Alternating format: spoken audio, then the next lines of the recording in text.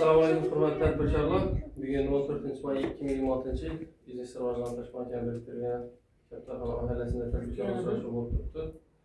Sizlar hozirgi kunda shu mahallada tadbirkorlarni rivojlantirish uchun bankimizda qulay sharoitlar bor. Asosan kreditlar. Shu kreditlar bilan tanishtirib o'tsam, 4 xil kreditlar tanishtirib o'taman. Birinchisi biznesga birinchi qadam 15 milliongacha beriladi. İkincisi mahalle loyihasi 60 milliongacha beriladi. Mahalle loyihasi 36 oy muddatda 6 oy imtiyozli davr bilan beramiz.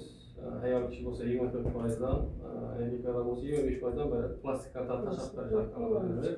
Lekin shu mahallaga biriktirilgan mahalla banki, mahalla agenti tarafidan sizni qo'lda tadbirkor subyektingiz bor bo'lganlarda maqsadini ko'rganligidan keyin kredit mablag'lari ajratib beriladi. Keyin yo'q, kattaroq tadbirkorlik subyektim bor, kattaroq aylantirmay oldin aylantirib turgan, ishlab turgan tadbirkorlik subyekti bo'lsa, u yuridik tashkilotlar uchun ajratilgan kreditlarni Prezidentning PK 312-sonli, PK 385-sonli, PK 60-sonli qarorlari bor. Shular bo'yicha tanishtira olmasam, PK 312-sonli qaror 6 yarim yil muddatda beriladi, 2 yil imtiyozli davr bilan. Shahar hududida bo'lgancha 20%dan ajratamiz. 6 yarim yil muddatda 2 yil imtiyozli davr 20%dan. Shartnoma asosida chiqarib berish sharti bilan beriladi.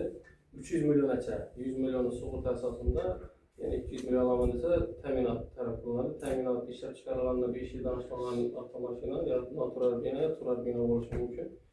Shartnomani ikkalasiz chiqarib beramiz. Bu necha turdagi tadbirkorlik subyektlarida beriladi. Nonxona tashkil qilish uchun, sammoy tashkil qilish uchun, misol uchun savdo shoxobchasini mexanik texnika bilan jihozlash, plastikdan jihozlash, shu turdagi tadbirkorlik subyektlarini beriladi. Keyin PK 385-sonli qarorimiz bor. Bu PK